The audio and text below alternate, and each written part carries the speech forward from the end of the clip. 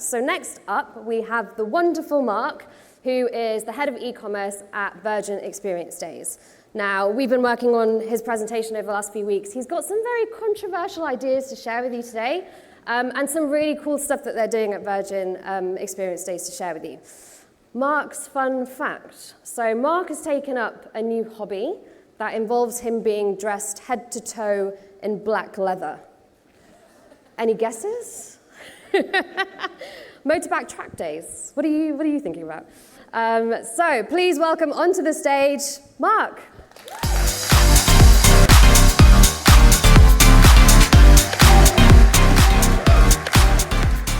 Good morning, everyone. So first off, I was missold this stage. I was told it was big. This is massive. And I don't cha-cha, so I'm just going to work it a bit and move up and down everywhere.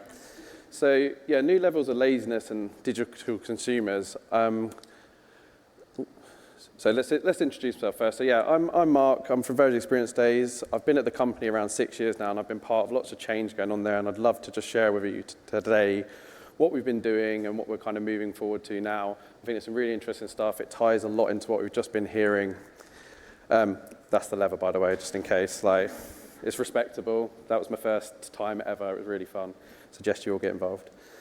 So a little bit about Virgin Experience Days. For those who don't know us, we're the UK's leading experience gift company. We have over 4,000 products in the UK, super fun things that you can do, loads in London.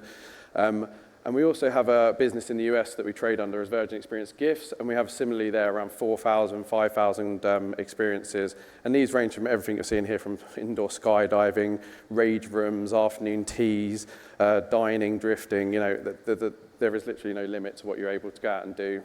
So selling this stuff is really fun, and we want to get this in as many people's hands as possible.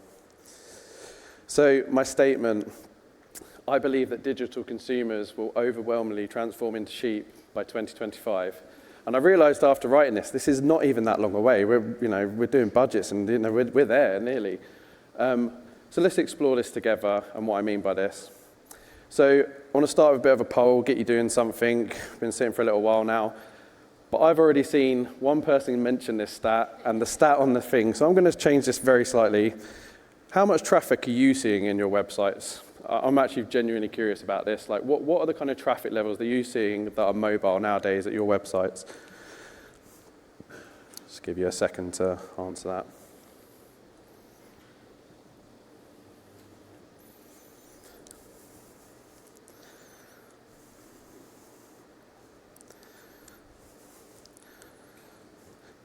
Okay, so yeah, definitely seeing the higher levels, 60 to 80.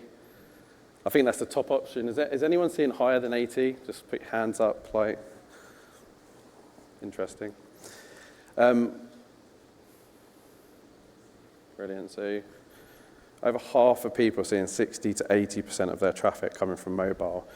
So interestingly, at the moment, the averages are actually around, as of Q1 this year, 60%. But we are similarly at Virgin Experience Days seeing that 75, 80%. When it gets to our peak periods at Christmas, the levels are getting quite ridiculous, actually, that everyone is coming from mobile. So it's really key that we're making sure our experiences are super optimized to that platform. We've also seen this rise throughout the pandemic, because you can actually see in this chart, and the most interesting thing I found about this was in 2019, for the first time, there was a slowdown. As soon as the pandemic hit, everyone was on their devices, and I think more people than ever started to pick up devices, use them for different things, new things. Different generations were starting to use this technology as well. So everyone's on mobile now, and we just need to kind of accept that and lean into it. So just as a little work anecdote, and something I suggest you play in your workplace, and again, there was some mentions to this sort of stuff about how much time people are going to spend on devices. It was one Monday morning when we kind of just got back into the office after the main pandemic and everyone being at home, and 3 phones went off at once simultaneously, and it was a Monday morning Apple screen time report. Kind of all started getting our phones out, and as you do as a team, we started comparing. We were playing a bit of top trumps with it. So someone was going, oh, mine's like 2 hours, oh, mine's 4. Someone turned around and said 6, and we're like, I mean, that's quite a lot. What have you been doing? And then we hear this little squeak in the background, and I'm going to throw her under the bus. I've asked her, it's okay. But Olivia, our copywriter, she's like, oh, I don't want to share mine. And we're like, what is it? Is it bad? And she's like, it's 13? 13 hours a day. I mean, she showed us, we looked at that, we didn't know if it was wrong, if it was an error, but we trust Apple, they know what they're doing. It was mainly music, Netflix. She tells us she falls asleep to Netflix. There was a lot of social media as well. And actually, I asked Olivia to send me a screen time report, and actually she's now back down to a respectable 4 hours. She's got back on it, she's working hard. This is kind of the average we're seeing, but I did notice the near 9-hour TikTok black hole there. So she says she's working on it, but she does really love it. So some of you are going to really appreciate this, some of you will hate this, but everyone stand up. The people appreciate it, be like, I'm being a bit sore now already on these sort of chairs. And people at home as well, stand up as well if you're at home. This hybrid working is no good for you. Get off the chair. If you're in the office, maybe don't stand up because that is going to look weird. So just a quick activity to kind of labour a point I'm about to make. So I want you to stay standing if you've used any of these brands' platforms or services in the last couple of months. So Amazon, Netflix, Google, Meta, yeah, of course. Amazon Fresh, Deliveroo, YouTube, Uber, yeah. Alexa, chat, assistants, TikTok. Okay, right. I expect at least, a few people, no, pardon?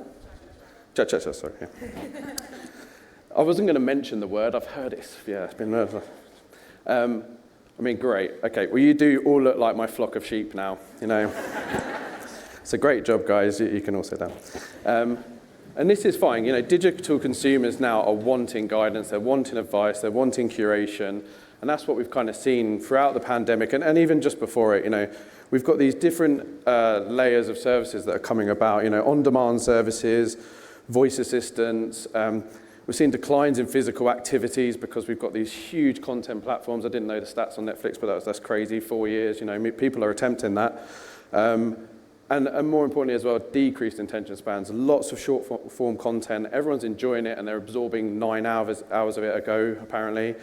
And what kind of challenges and opportunities are these sort of things now creating for us? So yeah, problem or opportunity? Well, I think there's both in this, and we'll go through a couple of them. So digital experience comparison, and I'm sure maybe some of the brands are here today, unless you are some of those big brands, we're all being compared to those types of services, and why not? They're great. They're easy, they're effortless, they're focused, they deliver what the customers are wanting, and now that is the benchmark for any business that you're compared to. Through that short kind of attention span or decreasing attention span, we're also finding it hard to convert people. We've got less of their attention, less of their time. And then finally, people kind of default into that herd option. If everyone's using the same platform and if it's good for one, it's good for many, how are we going to stand out? How are we going to actually sell our products, experiences, services to people? So all of these can kind of be flipped a bit. And I think, actually, I've always kind of believed, and we've done this a lot at Virgin, let's take that comparison and use it as motivation and as a driving purpose to keep changing our experiences, not sitting on, even if something works well, we're going to make it better. And we've started to do that by actually leveraging what resource we have into fewer digital experiences, making those really good, honing them up to something our consumers are going to really enjoy and use. And then finally, just be the shepherd and actually start to make change, start to guide the flock. The flock is there now, everyone's on their mobiles, everyone's doing the same thing. If we can learn to leverage that, there's some really good returns in it. And just to be honest as well, so at this point I got lazy in the presentation thing and I started to go, I can't find the right images, use some generative AI.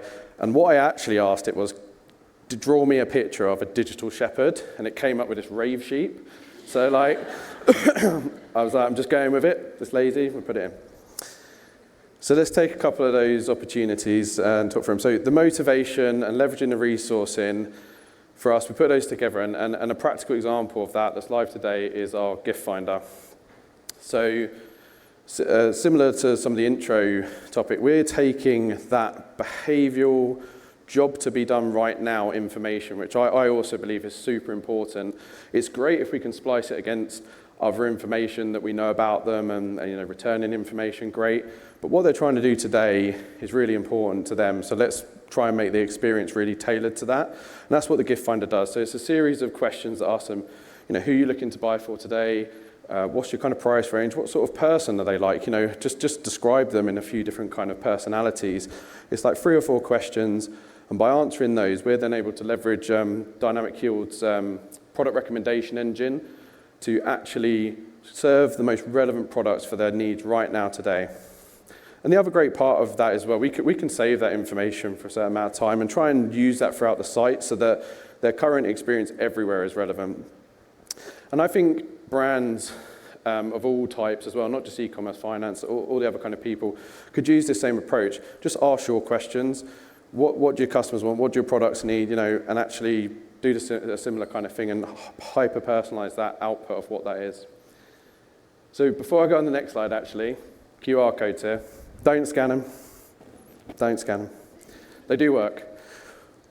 Our results from this have been great. So actually, at peak, busiest time of year for us, everyone buying Christmas gifts. This year, we had over 100,000 people go through our gift finder, near 100% completion rate, really quick questions, easy UX. And actually, we got an 8.5% conversion rate for the people that went through this. It was really good. If you scan it, you buy it. I don't want my conversion rate messed up. I'll get in trouble. I shouldn't have put it there. But actually, there's a discount running today. It's finishing today, actually. It's Father's Day on Sunday.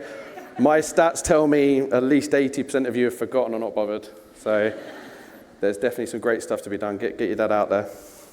But yeah, this has worked really well for us, and I think it's something that others could explore or riff on and do something like that. So being the shepherd, be the shepherd. How do we move to this? So let me actually start with another kind of statement.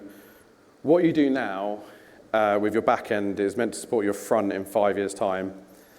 So this is something I've been thinking about as we're moving and doing different things in the business, and actually what is the future going to look like a bit, and I've tried to put my futurist hat on and just see what's coming, see what people are using now and how we might start to do stuff in different spaces like this.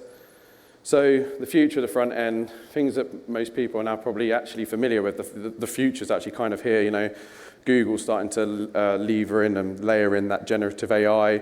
Search space is going to change massively, I believe, in literally the next 6 months. We're going to have people doing much more research as well as having those product recommendations there, and how we're going to make sure we're present and accurate in that. Digital assistants, I think trust in those, as beyond just asking the weather, the time, and set a timer for my cooking. We're now going to probably trust and delegate these digital assistants to do stuff in our day-to-day life. And how are we going to, as businesses, make sure they understand what we're trying to get across to our customers? And then also stuff like connected devices, fridges. And actually this slide, I did this about 2 weeks ago actually, so I had to update this image because this was meant to show maybe a little bit further, and Apple went and brought out the Vision Pro thing, which is great. The future's now here, and autonomous vehicles where we will no longer be actually driving. What we're going to do, we're going to consume content, we're going to take meetings. So there's all sorts of front ends that are coming, and how can we be prepared for them? So some of the things I've been thinking about for our particular use case in gifting, digital assistants might be a great small digital experience set up. Actually asking I need a gift for my wife. Yep, here's some great experience options. Send it to my phone. Let's have a look at it. Or even just going to that full level maybe in the future where you just completely trust the service. Yep, they sound like 3 good options. Send them all to my house. I'll send back 2 that I don't want, or I'll keep them for other gifts. Getting a little bit further into the future maybe, and after seeing all the Apple stuff, I got really excited about this. And just to explain the 2 pictures, so there's actually a quirk in our business where most of the people that consume our experience don't actually buy the experience. 80+% of our consumers are gifters, our customers are gifters.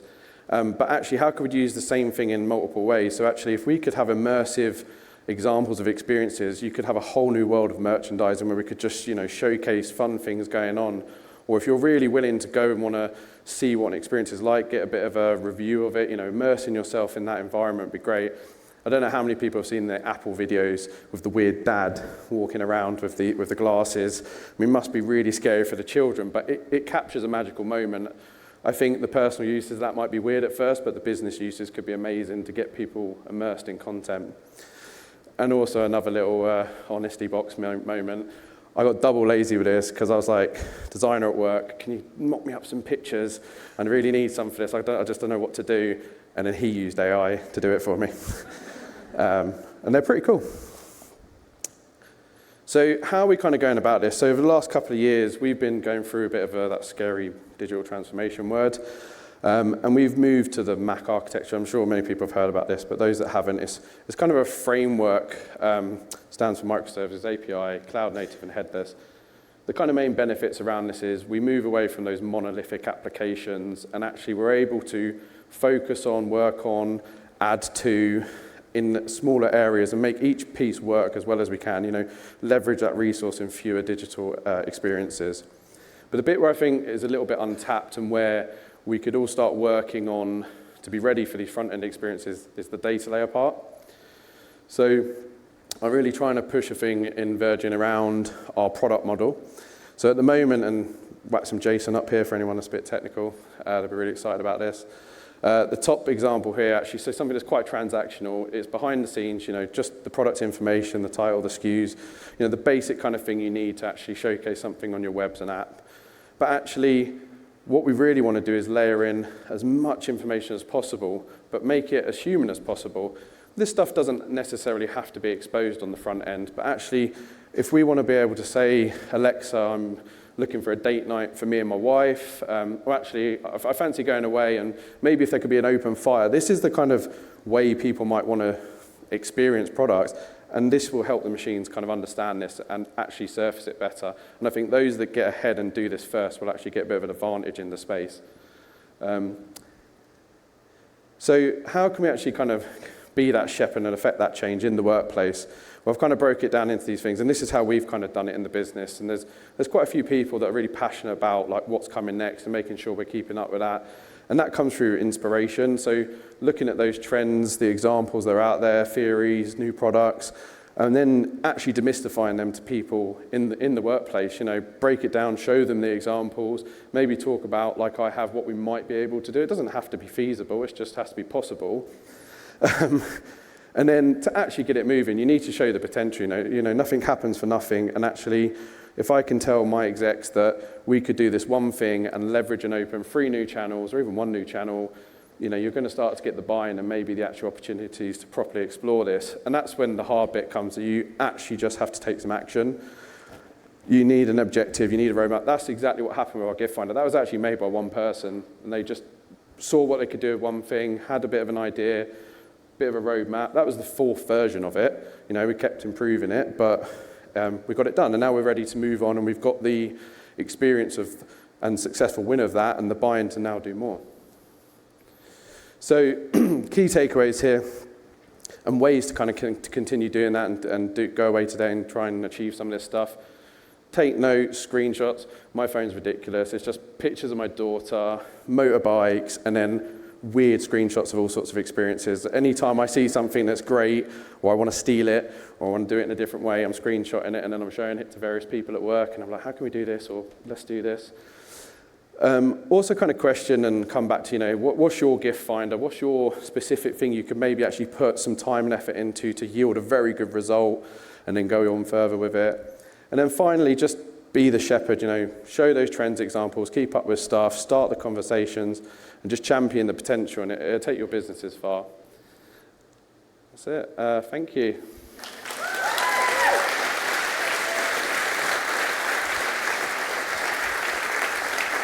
Good.